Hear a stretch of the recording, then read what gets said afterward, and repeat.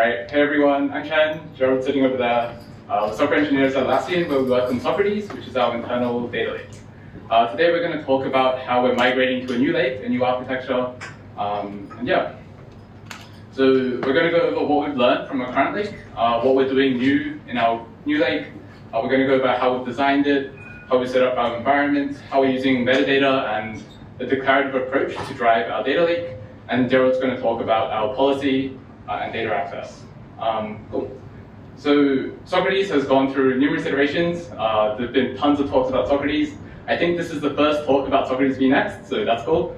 But we're calling it be next because we've tried to evolve Socrates in place like 100 times, and it hasn't worked out very well, and so we're building something from new.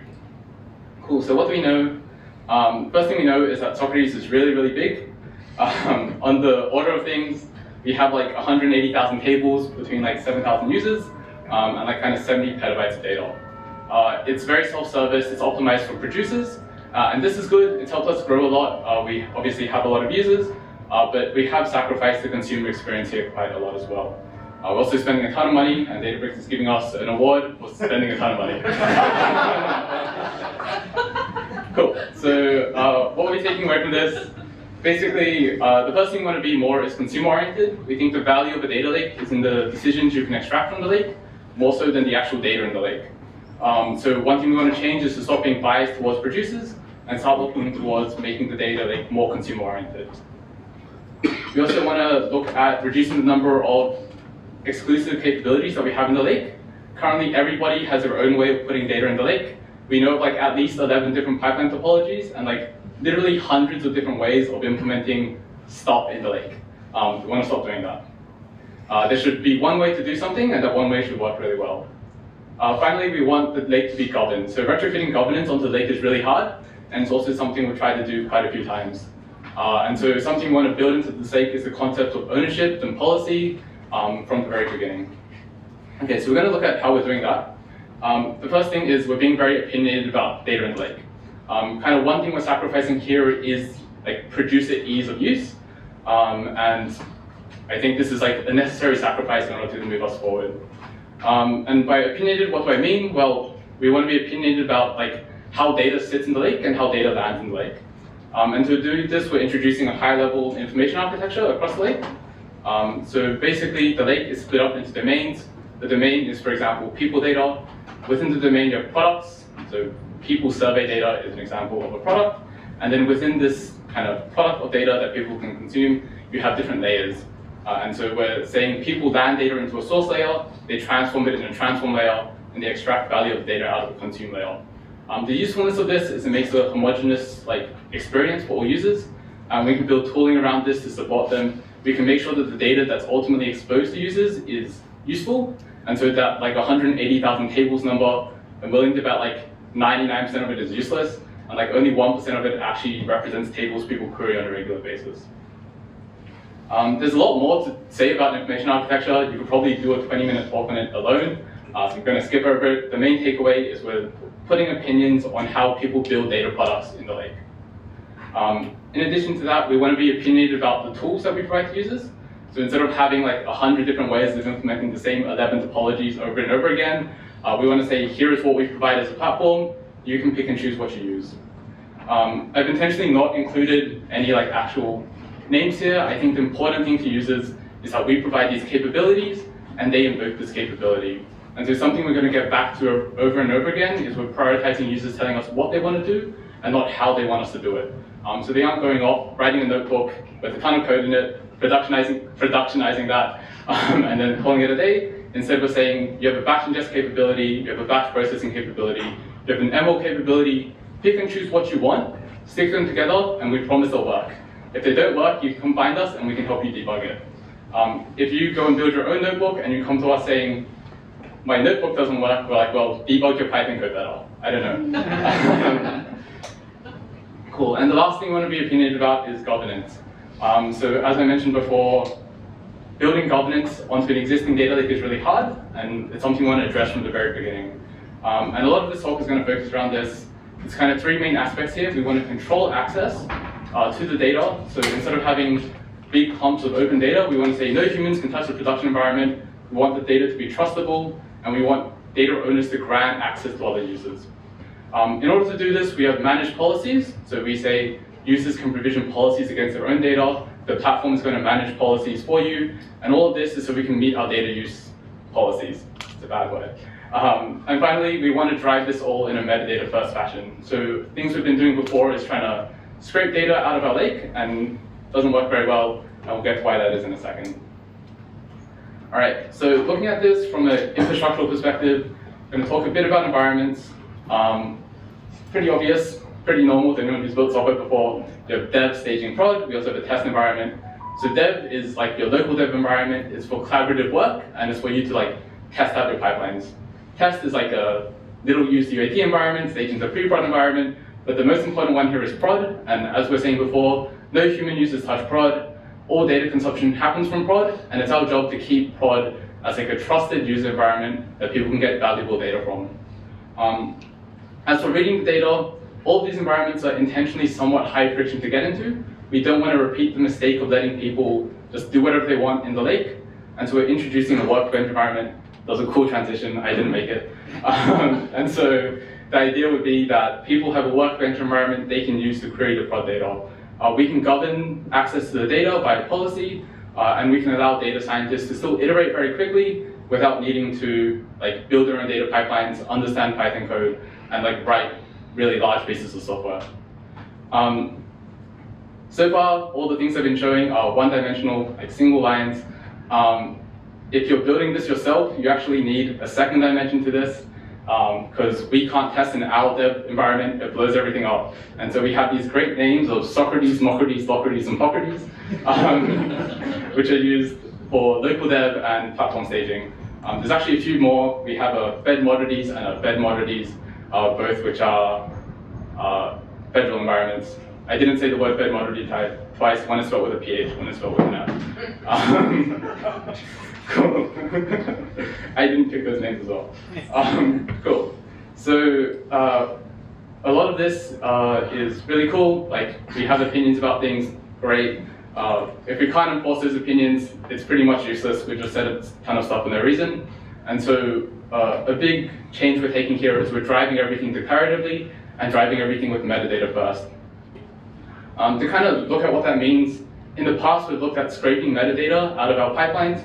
So users would provision like a table, they provision a Spark job, they provision a whatever, file upload, something, and they just call APIs, write code, whatever, and we would have a service that runs around trying its best to scrape data out of all of these things. We've used like stuff like Data Hub to get Spark lineage out. We've done stuff like scraping Delta, scraping Blue. It's not fun, it's horrible, it breaks every 30 seconds.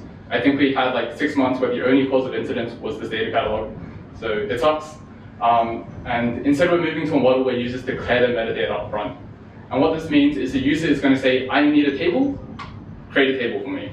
And then we go along, we capture that metadata before the users even created the table, and it means we can do things like enforce lineage controls make sense. It means we can do things like enforce you are abiding by our information architecture. And really what it means is that metadata drives the whole lake. We're not, at this point, just capturing metadata, we're also using that metadata to make probably everything in the lake happen. And so when a user says, create me a table, they can't create that table. We're saying, we'll create that table for you based on what you've told us.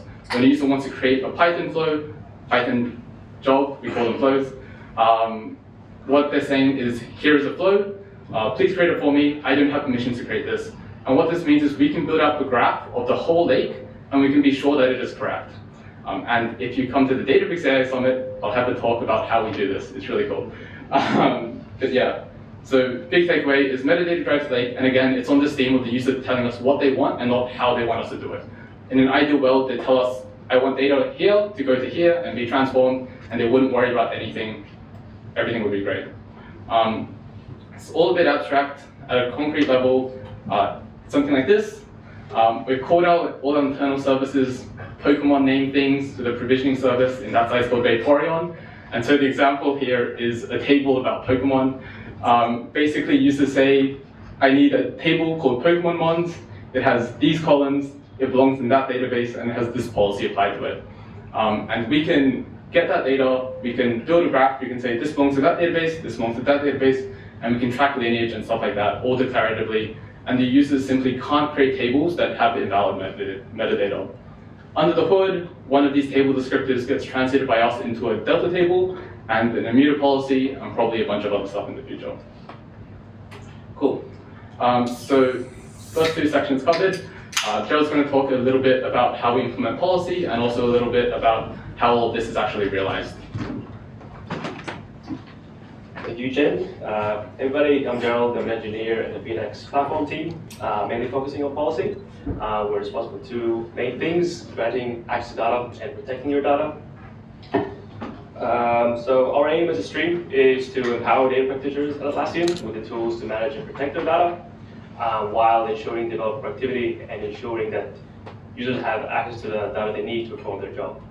As a stream, we strive to provide three things: to promote customer trust, so ensuring data is tagged and classified. So if you have a table, and the column of that table contains PII, we push the responsibility on the data owner to tag that column as containing PII data. Be more clear in future slides. We also ensure that data has an accountable steward, so if something goes awry with a piece of data, you know who to talk to. I'm sure there have all been incidents where data hasn't landed within the SLA and the owner wasn't tagged and they had no one to talk to. So we also provide audit capabilities, so we want the ability to audit user access and behavior, especially due to strict internal audit requirements.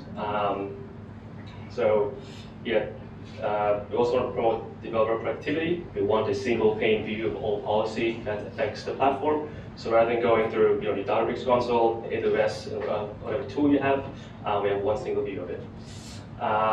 Also make sure that access grants are pretty straightforward and intuitive. So if you want to grant someone access, it's pretty easy, it's intuitive.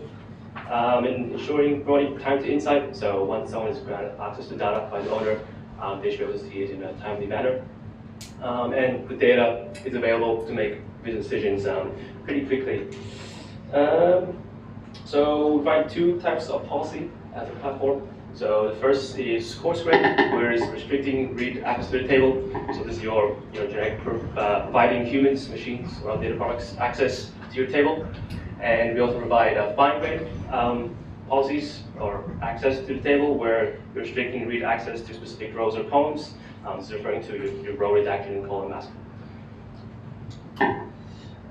So our solution has four main components in it. The first is Bitcoin, which Chen touched on, which is our data control plane. SSAM for groups and group management, Unity Catalog for policy enforcement, and Immutable for policy management. So Bitcoin is our data control plane. All data begins its life within the platform by first entering Bitcoin, and it's registered along with its metadata. For our purposes, the main piece of metadata we're concerned with is the table names, what policies are applied to the table, what columns in the table, and the tags and classifications for that columns in the table. It's also where all the data is registered into third-party systems. So in our case, Databricks and Immutable, and a bunch of different things. SSAM, which is our groups and group membership tool, is the Atlassian standard for managing groups and group memberships. Yes, a tool developed by Atlassian. So users control groups, group memberships, and the idea of SSAM is you have access containers, and those access containers have access levels, and users and other groups can be added to those access levels. The creator of the access container is the owner, and they can specify delegates who can also approve and decline access requests to the group. Unity Catalog, that's Databricks' offering for unified governance on Databricks Lakehouse. We're Databricks Lakehouse. So that's our policy enforcement layer that actually enforces that this policy is actually working. And currently, coarse-grained access is done in Unity Catalog, where we actually run the Unity Catalog grant on the data object. And last piece is Immutable, for sort of policy management layer. Policy management is a complex area, and Immutable helps us to do this. So this is where your tags on your columns, classifications on columns, and data policies live. Tables are ingested as data sources on their tags, and we have policy based on those tags and policies. Mule is handy because you write your data policy once and it will take care of translating it to whatever cloud data platform you use with Databricks, Snowflake, etc. So core screen access, this is a high-level diagram of what it looks like. So the first piece is you have your table descriptor and your policy descriptor, which are both YAML files. And I'll show you just quickly what those YAML files look like in the next slide. So you have your table descriptor that gets submitted into Vaporeon, where the table operator runs. Table operator is encapsulate all the things that are required for the descriptor to actually run in the platform, where all the resources are provisioned. So table descriptor is submitted to Vaporeon, where the table operator runs, and it creates a table into Databricks. The table descriptor references a policy descriptor, which is also submitted to Vaporeon. The policy operator runs, and it creates the group into Databricks. It also then grants that group in Databricks access to the table. So now the groups and the table in Databricks, and now we sync the members of the group. This is where SSAM comes in. So humans are part of SSAM groups, and the membership is synced through a scheduled job in one of our microservices into Databricks. So concretely, as a user, this is what it might look like. You have a table descriptor, which represents the policy descriptor, and that many different things. So the table side, you have your name, table name, summary, columns, and the columns have classifications, which are your tags, and it's where you associate policies with that table. So once you submit that table descriptor, then just create the table in Databricks. And the table descriptor references a policy descriptor, which looks like this. Acts on the idea of conditions and actions. If this condition is met, do this action. So what this is saying, for this group, grant this group read access to that table, and anyone in that group will now have access to the table. So you submit the descriptor, and then you Vaporeon will provision the group and grant the group access to the table. So that's coarse-grained access. And fine-grained access, this is where Immuta comes in, and currently building. So same piece for the group membership sync, except for this case, now the groups are provisioned into Immuta, and membership being synced. Data sources are being ingested into Immuta. Immuta uses data sources as a table. So the table descriptor is submitted to Vaporeon, and Vaporeon provisions that table as a data source into Immuta, along with tags, and adds the tags to the columns of the table in Immuta. And those tags are used to then craft your data policy, your fine-grained access controls on the table. So table descriptor reference is a fine-grained policy descriptor, and then submitted to Vaporeon, and the policy operator runs, and it creates the policy into Immuta, and then Immuta translates that into Databricks' Unicode native language. So as a user, what this might look like, same thing going on, table descriptor, referencing a policy descriptor, and submitting them to different things to make the whole integration work. In this piece, one part here is the classifications tag, which says, hey, this column has UGC data, and then that translates it to a tag into the column in Immuta. You can see the primary identifier.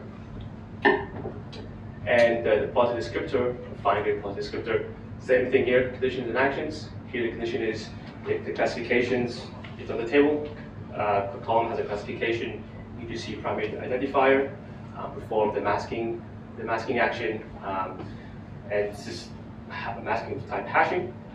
So all data will be masked using the hashing, and it will only show unless you're part of the group, which is data access UGC.